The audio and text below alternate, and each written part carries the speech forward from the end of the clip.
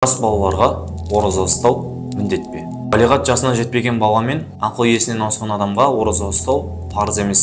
Бұл жайында пайғамбарымыз саллаллаху алейхи вассалам хадисінде былай дейді: үш түрлі адамнан, яғни амал дәптерін жазатын қалам көтерілді дейді.